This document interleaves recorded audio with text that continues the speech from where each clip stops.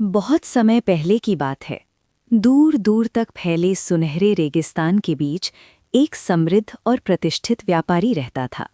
उसके पास सोना चांदी, जमीन जायदाद और व्यापार के अनेक साधन थे। लेकिन इन सब से कहीं अधिक मूल्यवान उसके लिए उसके 20 ऊंट थे। वही ऊंट उसकी असली पूंजी थे, उसकी शान थे और उसकी पहचान भी।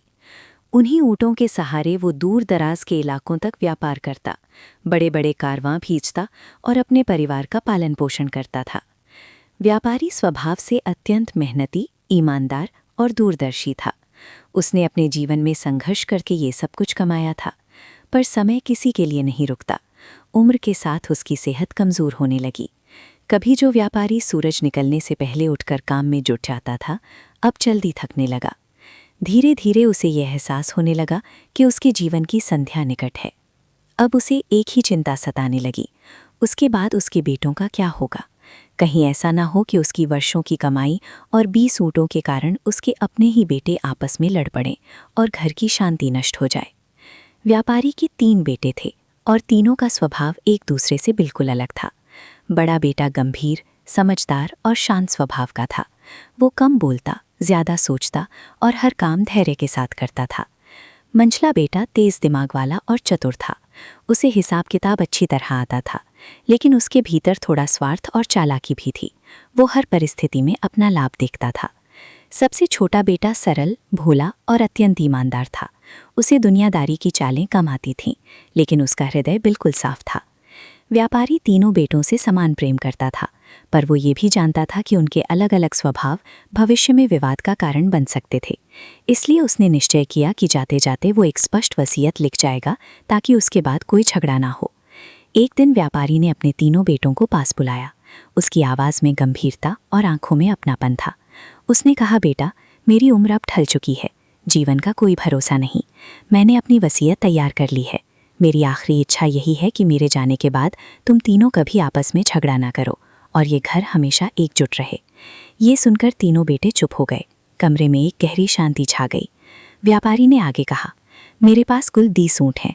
मेरी इच्छा है कि बड़े बेटे को आधे ऊँट, मंझले बेटे को 1/3 ऊँट और सबसे छोटे बेटे को 1/9 ऊँट मिले। तीनों बेटे एक दूसरे का चेहरा देखने लगे। व्यापारी ने अपनी वसीयत लिखवाई और कुछ ही समय बाद इस संसार से विदा हो गया। पिता के देहांत के बाद जब ऊँटों के बंटवारे की बात आई, तब असली समस्या सामने आ खड़ी हुई।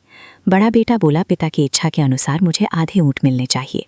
मंझला बेटा बोला, और मुझे 1/3। छोटा बेटा बोला, मुझे 1/9। जब तीनों ने हिसाब लगाया तो सबके चेहरे पर चिंता साफ झलकने लगी। 20 का आधा 10 ऊँट होता था, 20 का 1/3 6.66 ऊँट और 20 का 1/9 2.22 ऊँट। ऊँट कोई सिक्के नहीं थे जिन्हें काटकर बांटा जा सके। वे जिंदा जानवर थे जिन्हें टुकड़ों में बांटना न संभव था न उचित। धीरे धीरे बहस शुरू हो गई। बड़ा बेटा बोला, मुझे पूरे 10 ऊँट चाहिए क्योंकि पिता की इच्छा सबसे पहले पूरी होनी चाहिए। मंझला बेटा बोला, अगर तुम्हें 10 मिलते हैं तो मुझे भी पूरे 7 मिलने चाहिए। मैं घाटा क्यों उठाऊं? छोटा बेटा बोला, मुझे कम मिले तो भी चलेगा, लेकिन पिता की बात पूरी होनी चाहिए। आवाज़ें ऊंची होने लगीं, रिश्तों में कड़वाहट आने लगी। वही भाई जो कभी एक दूसरे पर जान छिड़कते थे, अब ऊँटों के कारण आमने सामने खड़े थे। आखिरकार तीनों भाइयों ने तय किया कि गांव की पंचायत से सलाह ली जाए। पंचायत में बुजुर्ग इकट्ठा हुए। बहुत सोच विचार हुआ। किसी ने कहा, ऊँट बेच दो और पैसे बांट लो। किसी ने कहा, ऊँटों की कीमत लगाकर हिसाब कर लो। लेकिन हर बार एक ही बात सामने आती, पिता की वसीयत साफ थी, ऊँट ही बांटने थे। तीनों भाई निराश हो गए।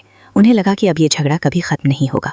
उसी गांव के पास एक बुद्धिमान फकीर रहता था जिसकी समझ और अनुभव की चर्चा दूर दूर तक थी। पंचायत के एक बुजुर्ग ने सलाह दी कि उससे मदद ली जाए। तीनों भाई फकीर के पास पहुंचे और अपनी पूरी समस्या विस्तार से बताई। फकीर मुस्कुराया और बोला, क्या तुम सच में अपने पिता की इच्छा पूरी करना चाहते हो?